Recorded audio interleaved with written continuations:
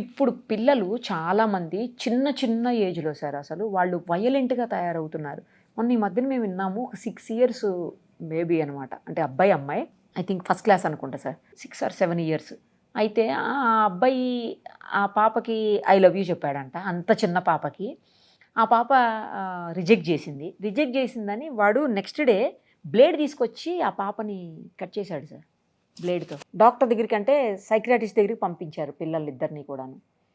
అంత వయలెంట్‌గా ఎందుకు తయారవుతున్నారు? మొన్న ఆ మధ్యన మనం కూడా చూసాం. కూకట్పల్లిలో 10థ్ క్లాస్ అంటే కొంచెం పెద్దోళ్ళు అనుకోండి.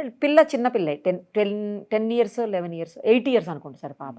ఆ పాపని చంపేశాడు వాడు. జస్ట్ బ్యాట్ ఏదో తీసుకెళ్తుంటే ఆ అమ్మాయి చూసింది ఇంట్లో చెప్తుందని చెప్పి bat I read that message. I saw the newspaper look as well. ఇలా ఇంత వైలెంట్ ఇట్లా చాలా సార్. ఇవి నేను జస్ట్ ఎగ్జాంపుల్కి 2 చెప్పినా మీకు. తర్వాత డ్రగ్స్, నెక్స్ట్ ఈ సిగరెట్స్ కాలుస్తూ 6th క్లాస్ నుంచి 9th క్లాస్ వరకు పిల్లలు. 6th క్లాస్ అంటే ఎంత ఉంటుంది సార్ ఏజ్? బాగా అయితే 11 ఇయర్స్ ఉంటుంది. 10, 11. సో ఆ పిల్లలు ఈ సిగరెట్స్ కాలుస్తూ పోలీసులు పట్టుకున్నారు.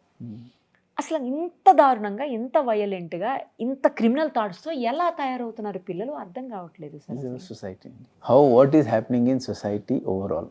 ఇప్పుడు మనకేంట ఎలా ఉంటుంది, ఇఫ్ యూ లుక్ ఎట్ మనకి generally what influences all this thing is, ఇప్పుడు మనం I don't blame movies or OTT platform, but what we are seeing influence ఉంటుంది కొద్దిగా. పిల్లలు చూస్తారు, అలా ఏం అవుతుంది ఏంటి, they will have sort of this. Also looking at how surrounding ఏంటంటే మీ ఉన్న సరౌండింగ్ ఫ్యామిలీ కానివ్వండి, సరౌండింగ్ కమ్యూనిటీలో కానివ్వండి, this are the factors. Plus స్కూల్లో ఉన్న ఫ్రెండ్స్.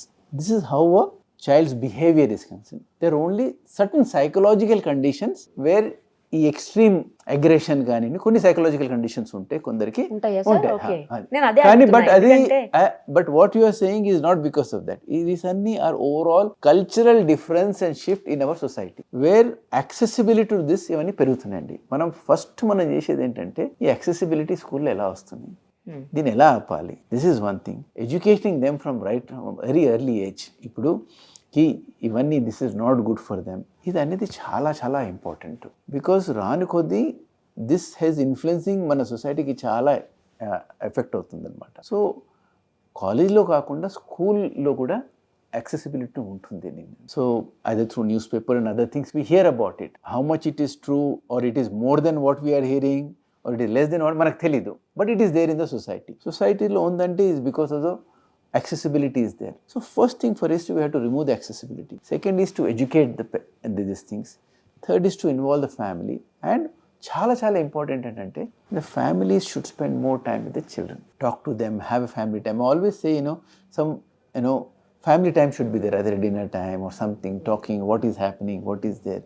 Because many time మనం మానిటరింగ్ చేయలేదు అనుకోండి పిల్లలు పోతే పిల్లలు will go the wrong way. Regarding some of this violent behaviours we have to do some assessment కి is there any medical or psychological problem in this children to have.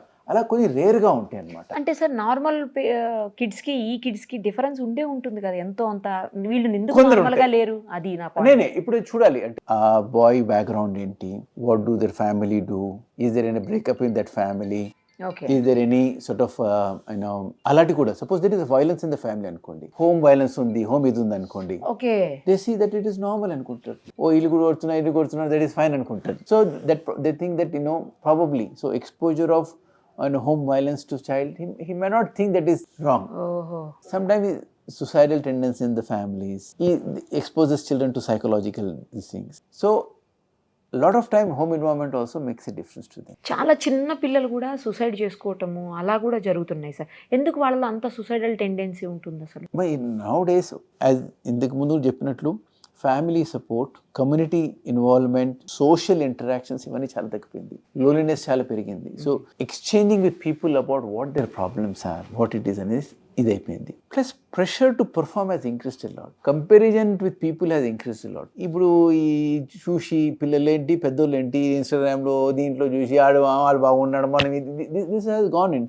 That is led to lot of psychological problems in people.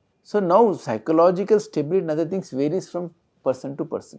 కొందరు లైట్గా తీసుకుంటారు, కొందరు already feel suffering with something they'll get affected అనమాట దాంతో. అందుకనే at very the first 5 years are very crucial phase of a child's life. 5 years లో మనం how much support we can give as a family, spend time with the child, make him strong mentally, that happens with only family support అండి and social involvement. And I tell lot of people, play గ్రూప్స్కి తీసుకెళ్ళండి, పార్క్కి తీసుకెళ్ళండి, వేరే పిల్లలతో ఆడించండి, మీ extended ఫ్యామిలీతో కలవండి. These are very important skill set which makes the child's. అది ఒకరే ఉన్నారు పిల్లలు వాళ్ళని తీసుకెళ్తారు, అటు తీసుకెళ్తారు, but the child does not know how to connect with others అనమాట. వేరేతో ఎలా కనెక్ట్ చేయాలి మర్చిపోతారు. సో ఆ స్కిల్ సెట్ కూడా మనం చేయాలన్నమాట.